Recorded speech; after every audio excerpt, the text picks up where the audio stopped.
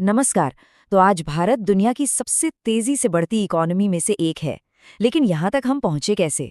ये सफ़र कैसा रहा है? चलिए आज भारतीय अर्थव्यवस्था की कहानी को समझते हैं, बिल्कुल बेसिक आइडिया से लेकर उन बड़े बड़े फैसलों तक जिन्होंने आज हमारे देश को ये शक्ल दी है। तो इस पूरी कहानी को समझने के लिए हमने इसे 5 हिस्सों में बांटा है। हम बिल्कुल शुरुआत से यानी बाजार के सबसे बेसिक नियम से शुरू करेंगे। फिर देखेंगे कि गुलामी के दौर ने हमें विरासत में क्या दिया। उसके बाद आज़ादी के शुरुआती सालों 1991 के बड़े बदलाव और फिर आज के दौर की चुनौतियों और मौक़ों पर बात करेंगे। अच्छा, किसी भी इकोनॉमी को समझने के लिए ना बस दो ताकतों को समझना होता है। एक है मांग और दूसरी है आपूर्ति, मतलब डिमांड और सप्लाई। यही वो दो चीजें हैं जो तय करती हैं कि फोन की कीमत क्या होगी या सब्जी कभी महंगी क्यों हो जाती है। तो चलिए पहले डिमांड को समझते हैं। तो पहली ताकत है डिमांड, यानी भी मांग। अब सीधे साधे शब्दों में कहें तो ये वो चीजें हैं जिन्हें लोग खरीदना चाहते हैं और खरीद भी सकते हैं। यहाँ पर ये खरीद सकते हैं वाला हिस्सा बहुत जरूरी है, क्योंकि सिर्फ चाहने से कुछ नहीं होता, उससे खरीदने की ताकत भी होनी चाहिए। यही बाजार की असलियत है। और जाहिर है जहां डिमांड होगी वहां सिक्के का दूसरा पहलू भी होगा, सप्लाई यानी आपूर्ति। ये वो सामान और सर्विसेज हैं जो बनाने वाले यानी प्रोड्यूसर्स बाजार में बेचने के लिए लाते हैं। जब इन दोनों के बीच एक बैलेंस बनता है ना, तभी किसी भी इकोनॉमी की गाड़ी सही से चलती है। पर देखिए, हम जो कुछ भी खरीदते हैं वो सिर्फ पसंद की बात नहीं होती। सोचिए, अगर किसी की इनकम बढ़ जाए तो हो सकता है वो नॉर्मल आटे की जगह कोई महंगा प्रीमियम आटा खरीदने लगे। इसे कहते हैं इनकम इफेक्ट। वहीं दूसरी तरफ अगर एक ब्रांड की चाय अचानक महंगी हो जाए तो लोग दूसरे ब्रांड पर शिफ्ट हो जाते हैं। ये है सब्स्टिट्यूशन इफेक्ट। हमारे सारे खरीदारी के फैसले इन्हीं दो चीज़ों के आसपास घूमते हैं। तो अब जब हम ये डिमांड और सप्लाई का खेल समझ गए हैं तो चलिए इतिहास में चलते हैं। भारत के इतिहास का एक ऐसा दौर जहां इन ताकतों को किसी और ने कंट्रोल किया। जी हां, औपनिवेशिक शासन ने भारत की इकोनॉमी की पूरी बुनियादी बदल कर रख दी थी और उसका असर आज तक महसूस होता है। ये जानना बहुत दिलचस्प है कि अंग्रेजों के आने से पहले भारत सिर्फ खेतीबाड़ी वाला देश नहीं था, बल्कि ये तो मैन्युफैक्चरिंग का एक ग्लोबल हब था। यहाँ के बने सूती और रेशमी कपड़ों की, खासकर जो ढाका का मलमल था, अरे उसकी तो पूरी दुनिया दीवानी थी। भारत की कारीगरी का लोहा सब मानते थे। हाँ, ये बात सही है कि अंग्रेजों ने रेलवे जैसा बड़ा इंफ्रास्ट्रक्चर बनाया, पर सवाल यह है कि किसके लिए। असल में ये रेल लाइनें भारत के लोगों के फायदे के लिए नहीं, बल्कि यहाँ से कच्चा माल ब्रिटेन की फैक्ट्रियों तक पहुँचाने के लिए बिछाई गई थी और फिर वहाँ से बना हुआ माल वापस लाकर भारत के बाजारों में बेचा जाता था। मतलब हमारी ही सप्लाई चेन का इस्तेमाल हमें ही लूटने के लिए किया गया। तो जब आज़ादी मिली तो जाहिर है पिछले अनुभवों से सीखते हुए भारत ने एक बिल्कुल अलग रास्ता चुना। फैसला हुआ कि अब देश अपनी इकोनॉमी की कहानी खुद लिखेगा और इसके लिए एक ऐसा सिस्टम बनाया गया जिसमें इकोनॉमी की बागडोर पूरी तरह से सरकार के हाथ में थी। और यहीं से शुरुआत हुई उस दौर की जिसे हम लाइसेंस राज कहते हैं।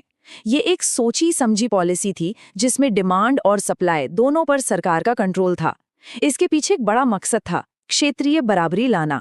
सरकार ये चाहती थी कि इंडस्ट्री सिर्फ मुंबई, दिल्ली जैसे शहरों में ना सिमट जाए, बल्कि पिछड़े इलाकों में भी लगे, चाहे वहां डिमांड कम ही क्यों ना हो।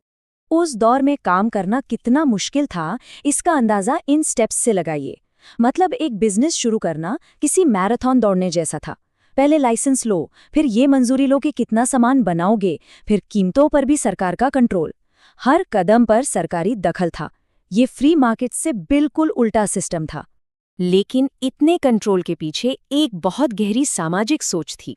माना ये गया कि जो छोटे उद्योग होते हैं वो ज्यादा लोगों को रोजगार देते हैं, इसलिए उन्हें बड़ी कंपनियों के मुकाबले से बचाना जरूरी है ताकि देश में नौकरियां बने। मतलब प्रॉफिट से ज्यादा प्राथमिकता रोजगार को दी गई। लेकिन फिर आया साल 1991। इस वक्त तक आते आते भारतीय इकोनॉमी एक बहुत बड़े संकट में फंस चुकी थी। हालात इतने बिगड़ गए थे कि देश के पास विदेशी मुद्रा लगभग खत्म हो चुकी थी। और इसी संकट ने एक ऐसे ऐतिहासिक मोड़ को जन्म दिया जिसने भारत की आर्थिक दिशा ही बदल दी। इस संकट से निकलने के लिए सरकार ने एलपीजी रिफॉर्म्स किए। एल मतलब लिबरलाइजेशन, यानी लाइसेंस राज को खत्म करना। पी मतलब प्राइवेटाइजेशन, यानी सरकारी कंपनियों में प्राइवेट सेक्टर को लाना। और जी मतलब ग्लोबलाइजेशन, यानी दुनिया के लिए अपने बाजार खोल देना। सीधे सीधे कहें तो इन सुधारों ने भारत में डिमांड और सप्लाई के खेल के नियम ही बदल दिए। और जैसे ही ये दरवाजे खुले, एक बिल्कुल नई इंडस्ट्री ने जन्म लिया, आउटसोर्सिंग। दुनिया भर की कंपनियां भारत के पढ़े लिखे अंग्रेजी बोलने वाले युवाओं से अपना काम करवाने लगी। इससे सर्विस सेक्टर में लाखों नई नौकरियां पैदा हुईं और भारत दुनिया से एक नए तरीके से जुड़ गया। तो 1991 के बाद इकोनॉमी ने रफ्तार तो पकड़ ली, पर क्या सब कुछ ठीक हो गया? पुरानी चुनौतियां खत्म हो गई?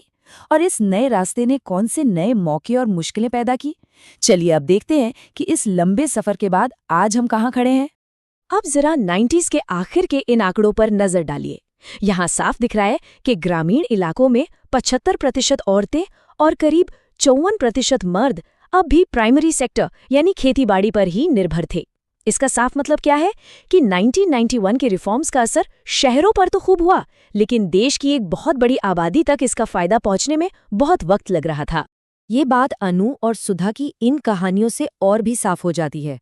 अनु, जिसमें हुनर था, एक डांसर बन सकती थी, लेकिन मौका ना मिलने की वजह से उसे मजदूरी करनी पड़ी। वहीं सुधा को अच्छे स्कूल और ट्रेनिंग मिली और वो एक मशहूर पेंटर बन गई।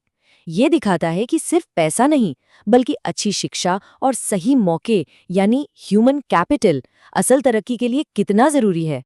और एक चुनौती जो आज भी हमारे सामने खड़ी है, वो है कृषि क्षेत्र की।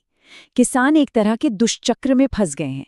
ज्यादा कमाई के लिए नकदी फसलें उगाते हैं, पर तकनीकी मदद नहीं मिलती। सरकारी निवेश कम हो गया है, ऊपर से नकली बीज और साहूकारों के भारी ब्याज वाले कर्ज ने उनकी कमर तोड़ दी है। ये एक बहुत बड़ी और जटिल समस्या है। तो ये सारी बातें हमें एक बहुत बुनियादी सवाल पर ले आती हैं कि आखिर तरक्की का मतलब क्या है? क्या सिर्फ जीडीपी के आंकड़े बढ़ जाना ही तरक्की है? जैसा कि हमारे पूर्व राष्ट्रपति के.आर. नारायणन ने कहा था कि सिर्फ आर्थिक विकास ही सब कुछ नहीं है। समाज की असली प्रगति का पैमाना जीडीपी नहीं हो सकता। और जानते हैं, ये बहस आज के एआई और ऑटोमेशन के दौर में और भी जरूरी हो गई है। दशकों पहले महात्मा गांधी ने मशीनों को लेकर यही चिंता जताई थी। उन्होंने कहा था कि अगर मशीनें हजारों लोगों को बेरोजगार कर दें तो ये कैसी तरक्की है? तो सोचिए आज उनका ये सवाल कितना ज्यादा मायने रखता है। और यहीं पर आकर हम इस कहानी के सबसे बड़े सवाल पर रुकते हैं कि जैसे जैसे टेक्नोलॉजी आगे बढ़ेगी, क्या भारत उतनी ही तादाद में नई नौकरियां बना पाएगा या फिर बेरोजगारी और बढ़ेगी? टेक्नोलॉजी की रफ्तार और करोड़ों लोगों के लिए रोजगार की जरूरत, इन दोनों के बीच बैलेंस साधना ही शायद आने वाले वक्त में भारत का सबसे बड़ा इकोनॉमिक चैलेंज होगा।